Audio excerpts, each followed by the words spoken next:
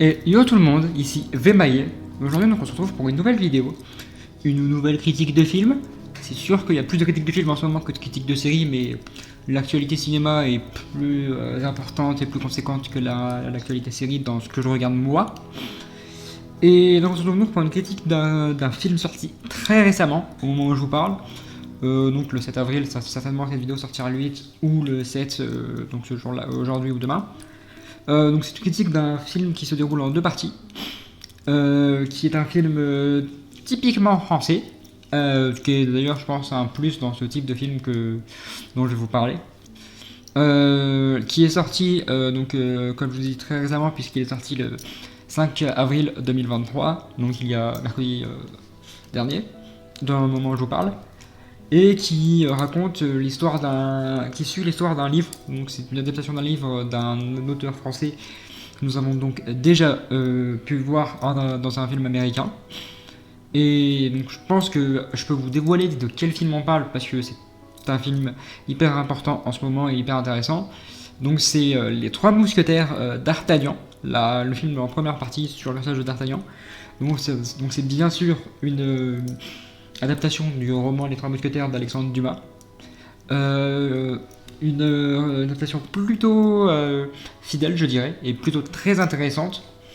Et je pense que du coup, vu qu'on part sur une critique de film, autant commencer par l'essentiel, et c'est-à-dire donc parler du personnage principal de ce film. Donc le personnage principal, c'est D'Artagnan, donc Charles D'Artagnan, joué par l'acteur français François Civil. Et déjà, je peux vous dire un truc, c'est que le casting pour moi de ce film est à peu près parfait. Il y a presque rien à changer, le casting pour moi est parfait. Et ça passe donc par D'Artagnan, joué par François Civil. Il a l'âme de D'Artagnan, il a le physique de D'Artagnan, il a tout ce que D'Artagnan doit avoir pour moi. Et c'est hyper intéressant d'avoir ce film sur D'Artagnan, qui veut donc intégrer le corps des mousquetaires du roi Louis XIII et qui va subir des conséquences de son alliance avec d'autres mousquetaires et de sa mini-guerre avec le cardinal Richelieu, parce que nous savons très bien que ce cardinal Richelieu est celui qui mène tout. Et ce qui est intéressant donc en parlant de ce D'Artagnan là, c'est de voir déjà son lien avec les trois autres mousquetaires qui sont déjà connus. Donc il commence par rencontrer Athos, joué par Vincent Cassel, et on peut le dire, il respire le charisme. Je vous le dis, pour moi, il respire le charisme, mais à 5 km à peu près. Et il va le bousculer, et de suite, il va lui proposer un combat qu'il va accepter. Par la suite, il va rencontrer, donc en poursuivant quelqu'un, Porthos, joué par Pio Marmaille. Et pour moi, il est pareil, c'est un casting gagnant, qui va aussi proposer un combat, et donc ils vont devoir se combattre plus tard. Et il va rencontrer en dernier Aramis, joué par Romain Duris. Je ne pouvais pas arriver mieux comme acteur pour jouer à ce personnage-là d'Aramis, qui est arrogant, qui joue de son charme, qui est hyper fort dans ce type de jeu. Et qui va donc pouvoir... comment dire qui va lui aussi lui proposer un combat parce qu'il aura perdu une amante à cause de ce qu'aura dit D'Artagnan et un homme. Et ça va être des combats, en fait, ils vont dire midi 13-14. Et en fait, D'Artagnan, en arrivant à midi pour se battre avec Athos lui a dit j'ai apporté deux potes, bien sûr, Porthos et Aramis. Et donc, il y a une petite dose d'humour là en disant le premier, Athos va pouvoir me tuer en premier, après Porthos, après Aramis. Mais ils vont pas avoir réellement le temps de combattre. Que de suite, les hommes du cardinal de Richelieu vont leur dire vous faites quoi là, vous n'avez pas le droit de vous battre. Et donc c'est là où Athos va commencer à démarrer un combat lui-même, hein, il a dit non, on va se rendre et bim, attaque. Et c'est là où ils vont commencer à lancer un combat à 4. Parce que D'Artagnan a décidé de se joindre à eux, et ils ont accepté en réalité, sans grande difficulté. C'est là peut-être un point faible que j'ai de ce film, c'est il veut combattre avec nous, allons-y. Et donc c'est ce qui s'est passé, il a combattu avec eux, il a montré ses talents en combat, et juste en montrant ses talents en combat, ils l'ont accepté, ils ont dit putain il est bon lui, donc on va l'accepter. Et c'est comme ça qu'ils se sont liés d'amitié, qu'ils sont liés, et qu'ils sont devenus donc les 4 mousquetaires. Avec donc D'Artagnan à leur côté. qui vont donc rencontrer le roi, parce qu'ils vont se faire raconter par le roi, qui est joué par Logarel et le roi Louis XIII, qui est en fait un roi de merde, qui a aucun charisme, qui se fait avoir par sa femme, donc la reine, je crois que c'est Anne d'Autriche, jouée par Vicky Krieps, et c'est elle qui décide, c'est elle qui va même aller chasser à sa place. Lui il est là, non c'est pas bien, bah si. Et donc il va essayer, en jouant sur l'arrogance, de gagner en pouvoir, et un truc qu'il va pas réussir à faire, hein. C'est pas pour rien que Louis XIII a souvent été oublié dans l'histoire et que depuis on passe à Louis XIV. Hein. C'est que ça a été un mauvais roi et Louis joue très bien ce rôle-là. Et c'est là où on va voir donc le cardinal de Richelieu joué par Eric Ruff et qui va d'ailleurs très vite les manipuler. Très facilement les manipuler à l'aide donc, de ses connaissances et à l'aide surtout de Milady, qui est jouée par Eva Green et qui est aussi un casting parfait. Hein. C'est le rôle dont elle avait besoin. C'est l'actrice dont il fallait pour ce rôle-là. Pour moi, tout est bon. Tout est réuni pour faire un bon film. Et d'ailleurs, c'est ce qui s'est passé. Un très bon film avec une Milady qui va prendre la place. En fait, ce qui va se passer, c'est que dans l'histoire, Athos va se faire accuser d'avoir tué une femme qui est en fait un cadavre que D'Artagnan a vu, d'une femme que D'Artagnan a vu se faire tuer avant d'arriver à comment dire au château du roi pour être mousquetaire. Et donc ce qui va se passer, c'est que Athos va se faire accuser, donc ils vont devoir mener une enquête pour savoir qui a qui, parce que du coup ils vont aller voir les personnes qui ont tué cette dame, qui D'Artagnan sait à peu près où c'était le combat et qui est-ce qui ont été tués. Donc ils vont trouver cette méthode là de chacun, et il y aura 3 bagues, ils vont devoir trouver à qui s'appartient cette bague là. Et c'est là où en fait D'Artagnan va se faire manipulé un peu par une Milady qui va se faire passer pour une autre femme et qui en fait n'est pas elle du tout.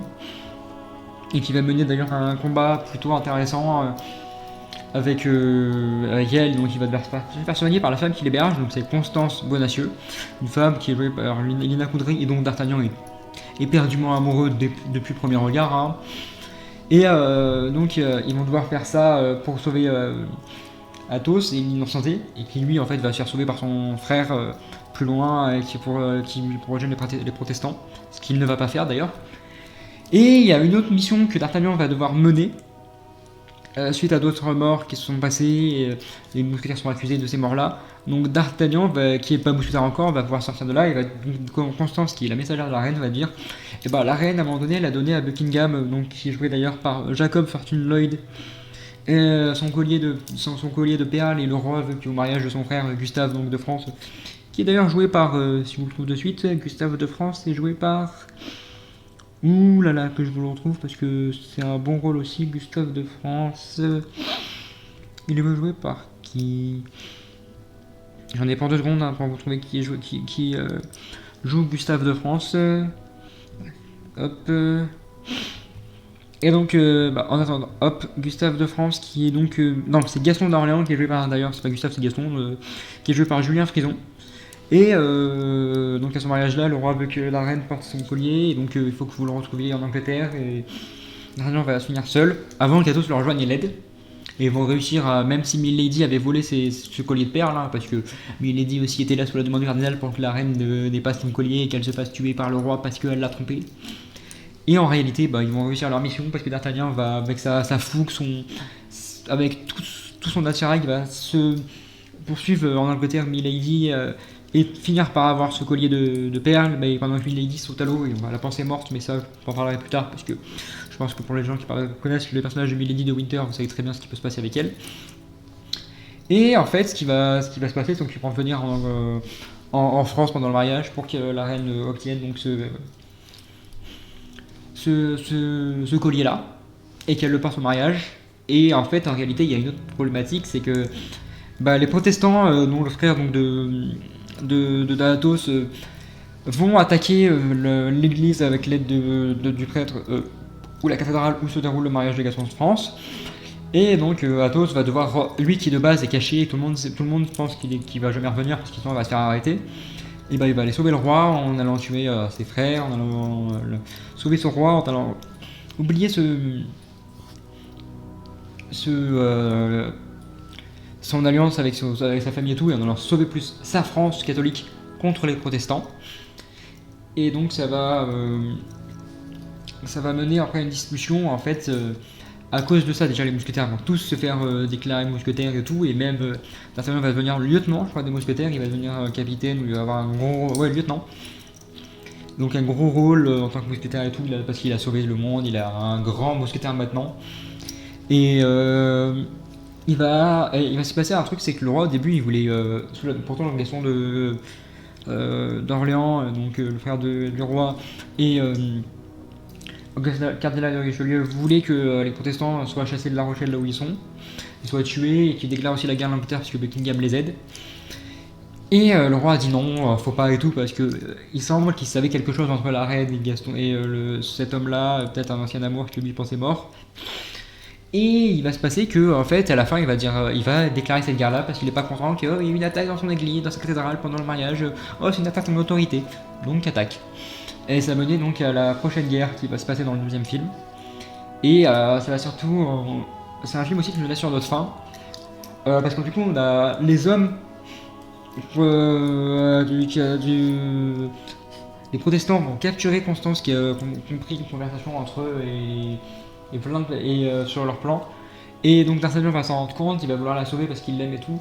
Et en fait, elle va finir par être enlevée. Et lui, il va devoir donc... ça finit là-dessus. Donc on va devoir attendre novembre 2023. Et c'est un bémol que j'ai dans ce type de film, qui j'ai eu un bémol dans Infinity War déjà Endgame, c'est que je suis quelqu'un qui est hyper impatient. Et donc en attendant ça, eh ben, je vais être sur les nerfs, je vais mener plein de théories que vous allez voir d'ailleurs là maintenant, quand je vais vous en parler. Et donc je suis là à me dire, je suis sur ma faim, je veux une suite et de suite, et c'est ça qui est très dur. Mais c'est aussi ce qui donne ce qui met le spectateur en haleine et qui marche très bien. C'est l'un des points négatifs que je vous donnais. Il y a d'autres points négatifs qui sont des mini points négatifs. C'est des fois passer d'une scène à une autre sans explication, sans réelle explication, pour une facilité scénaristique, ou même là ce que je vous ai dit, le lien entre les mousquetaires très facile. Ou un truc aussi qui est plutôt important, qui est pas important mais qui est dit dans le film, c'est que il semblerait que Porthos soit bisexuel. Donc est-ce que ça va avoir un impact dans la suite des aventures ou pas? Ça c'est ce qu'on va voir. Là maintenant ça n'a pas eu d'impact du tout. Ça a d'ailleurs plutôt été accepté par ses camarades. Donc je sais pas si le roi l'a accepté ou... C'est des choses comme ça où il y a quelques mini points négatifs. Des points négatifs tout ce qui est musique. Moi qui parle beaucoup de BO musicale, là j'en ai pas eu une grosse BO musicale. Par contre un énorme point positif pour les décors qui sont magnifiques de France et d'Angleterre, hein. Même s'ils n'ont pas utilisé les vrais endroits comme la plage de Normandie ou Buckingham ou des choses comme ça, ils ont utilisé d'autres châteaux qui ne sont pas ceux qu'on connaît. C'est hyper beau. Et un point aussi que j'aime bien, c'est qu'il semble que Gaston de France va se marier donc avec la duchesse de Montpensier. Et ça me fait penser à une œuvre qui s'appelle La princesse de Montpensier. Je ne sais plus qui était son mari. Et c'est peut-être lié à ça aussi. Et ça me fait penser, j'ai l'impression que ça peut faire un petit lien entre ça et le film où en fait celui qui joue donc l'amant de la princesse de Montpensier parce qu'elle n'aime pas vraiment son mari est joué par Gaspard Ulliel, le regretté Gaspard Ulliel qui était un énorme ami de François Civil. Et je sais pas si ça peut faire un lien, mais je trouve que c'est beau d'avoir cette suite d'histoires qui se déroule un peu à la même époque. Et le dernier point positif que je peux vous donner aussi, c'est le fait que pour un film théâtral, il y a eu l'appel de plusieurs personnes de la comédie française. Je trouve que c'est une très bonne initiative du réalisateur Martin Bourboulou, d'ailleurs, dont je ne vous ai pas dit qui c'est qu'il va réaliser, mais du coup c'est lui. Et du coup maintenant, je pense qu'on peut passer en fait à ce qui va se passer par la suite. C'est plus des théories qu'autre chose. Parce qu'en fait, on a une scène post-générique où on voit donc Milady qui va rencontrer le cardinal avec la sorte de charrette qui aurait été capturée, donc quand Constance, elle aurait donc livré le cardinal. Et donc elle va dire au cardinal, maintenant que j'ai fait ce que vous voulez, que j'ai fait ce que vous voulez, j'aimerais que vous fassiez un truc à ma place, que vous occupiez des mousquetaires. Ou l'inverse, je ne sais plus vraiment si c'est elle qui dit ça ou si c'est lui qui dit ça. Et donc ce qui va se passer, c'est que du coup, il va y avoir une guerre entre... sinon on va en apprendre plus sur Milady qui va être plus importante. Parce qu'elle va devoir s'occuper des mousquetaires, et c'est donc là où peut-être la bisexualité de Porthos va devoir avoir un lien, parce qu'elle va être dévoilée au grand jour, et donc il va peut-être se faire arrêter, peut-être capturer, peut-être pendre. On ne sait pas encore ce que ça peut donner, mais ça peut donner pas mal de grosses théories. Une théorie que j'ai aussi, c'est qu'en fait, Athos parle d'une femme. On ne sait pas si c'est vraiment lui qui l'a connue, mais d'une femme qui s'est fait violer par un homme, qui a du coup lui a menti plusieurs fois aux personnes comment dire, c'est un homme qui vit une femme elle a dû disparaître parce qu'elle lui a menti, elle l'a trompé. Il y a une histoire sur une femme qui a eu des gros problèmes et qui vit dans une vie de mensonge depuis. Et ça fait énormément penser à la vie de Milady de Winter qui en fait que mentir pour manipuler les gens. Et je me demande donc, si cette personne-là dont parle Athos, c'est pas Milady, et si donc il n'y aurait pas eu un lien d'amour entre Athos, qui est bien vieux au moment du film, et Milady. C'est un truc que j'aimerais voir donc, dans le film qui sortira donc, en novembre sur Milady de Winter.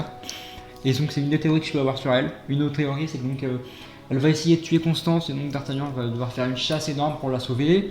Et la théorie que j'ai aussi, c'est que du coup à la fin du film, quand Constance elle surprend une conversation, tout le monde dit vous allez devenir roi à la place de votre frère. Donc il semble que donc Gaston de France, donc Gaston d'Orléans, soit de messe avec les protestants pour déclarer cette guerre-là, tout comme le cardinal de Richelieu.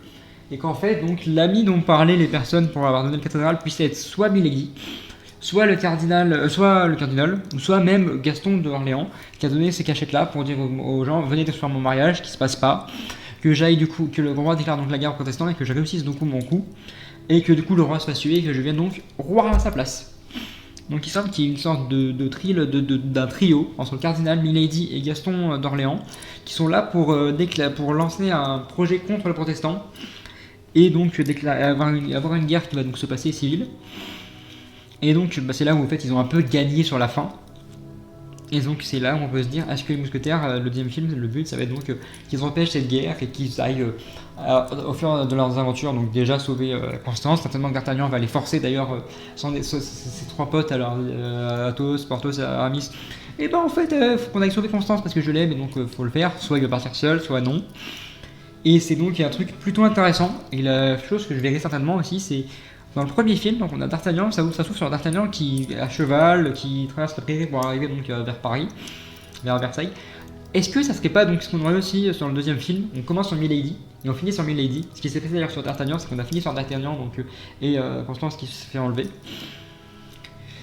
Et donc c'est tout ce que j'ai un peu à vous dire sur mes théories et tout, mais je suis très impatient de ce film-là. On va dire que quand j'ai vu le bande-annonce, j'étais pas trop intéressé parce que j'avais vu celui des États-Unis et que j'étais très fan des rôles, des personnages qui avaient joué dedans. Je crois qu'il y avait Orlando Bloom, non, Luke Evans qui avait joué dedans. Peut-être pas Orlando Bloom qui a joué dans les Trois Mousquetaires de 2013. Juste que je vous vérifie ça. Trois Mousquetaires de 2011. Il y avait oui, Logan Lerman, Orlando Bloom. Et Luke Evans qui est des Christopher Waltz, des rôles qui m'avaient beaucoup plu et j'avais du mal à me détacher de ça. Et en réalité, je me suis rendu compte que ce film-là, il y a eu une interprétation magnifique du roman de Alexandre Dumas, Les Trois Mousquetaires, et j'ai hâte de voir les suites qu'ils vont faire sur Les Trois Mousquetaires ou sur d'autres romans de Dumas, parce qu'il semble que le cinéma français soit reparti de plus belle et que ce film en est la preuve. Tout ce que je peux vous conseiller, c'est de voir ce film-là avec un casting parfait pour moi. Et des scènes de combat magnifiques, des scènes de cascade très, très bien exécutées, de l'humour bien dosé, un peu d'amour, et l'essentiel est là. Et ça nous fait un petit mélange, humour, amour, scène de combat, castagne, enquête. Ça me fait pour moi une sorte de petit mélange qui nous donne un très bon film d'action, un très bon film sur les Trois Mousquetaires d'Alexandre Dumas et qui a été donc réalisé par Martin Rampoulou. Et je suis donc très content de l'avoir vu. Et tout ce que je vais vous conseiller, donc, c'est de le voir. Et donc c'est tout ce que j'ai à vous dire pour maintenant. Et j'ai hâte de vous parler de la suite en novembre 2023. C'était donc VV Maillet pour une nouvelle vidéo. Et ciao tout le monde!